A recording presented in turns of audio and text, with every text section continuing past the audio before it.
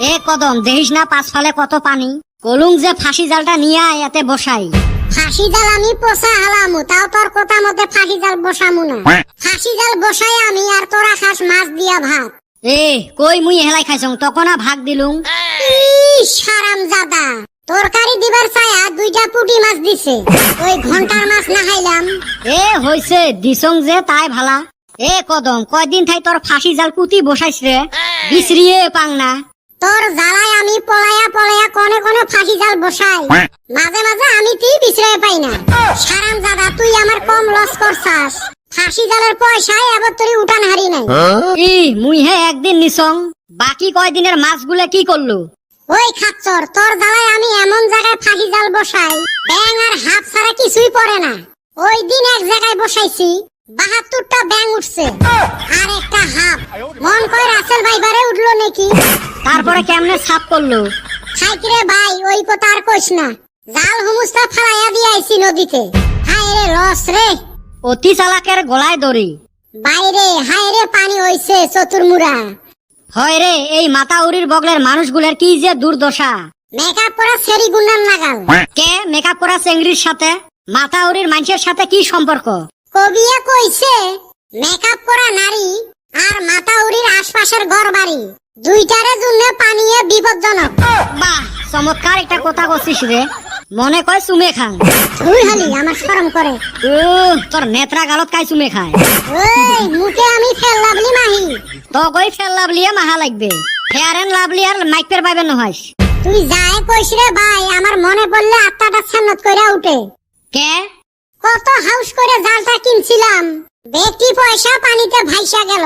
চ তোর মুই লাভ করা ব্যবস্থা করে দিবে লাগছং। কিবা কইরা চ না দেহবু এলা। না, তোর পাঁচ ধইরা বহুতবার লস খাইছি, আগত কোয়ান লাগবো। এ চাইরো ফালে রিলিফের চাউল দিবে লাগছে। চ বস্তা নিয়ে বেড়ামু, যেতে পামু ওতে থাকি গোটামু। হয় ভাই, পাইলে তাও অল্প উপকার হইব।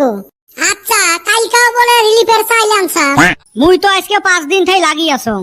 শুনলাম তুই বলে 6 জনের চাইল নিয়ে আইছাস। তোমার বাইতে না মানুষ 3 জন। এ তোমরা 3 জন যে সারাদিন মোর সাথে বেড়ান, তোমরাও তো মোর পরিয়ালের মতন না। হারামজাদা, পরিয়াল মারাইছাস। তো করে বাইতে আমরা কোনোদিন হাত ভিজান হারলাম না। হাত আর ভিজেসকে একদিন যাস গাঁয়ে ধুয়ে দি মেলা। হাই রে খাচ্চুর রে। চো তাড়াতাড়ি চাউল ফুরেল। এই হারামজাদা গুলের কেনা দেখায় নাই। ভাবছিলুম অল্প নাও চলাইবার জামু, কুতি যে যায়া আড্ডা মারবে লাগছে। ও কাহা কুতি যান? না কইস রে বাউ, এই বানপানির সময় আগত কত রিলিফ দিছিল, এলাকে না রিলিফের দেখায় নাই। দেখা নাই মানে প্রত্যেক দিনে না রিলিফ দিয়ে আছে। কইস কি রে বাউ, আমরা তো আজ পর্যন্ত রিলিফ পাইলেন না। কি কোন কাহা?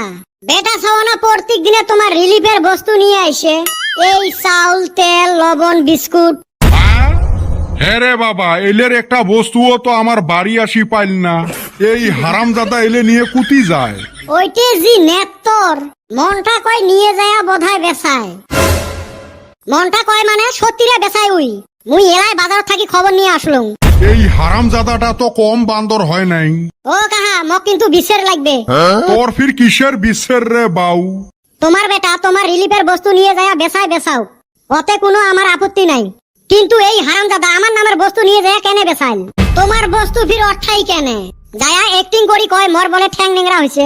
মুই তো এইফালে খবরে পাং না, মোর বস্তু নিয়ে আসি বেচায়। এটের জ্বালায় মুই গাঁয়ের মধ্যে মুখ দেখাইবে রে পাং না। র আজকে আসুক খালি বাড়িত, এটের চরম বিচার হবে।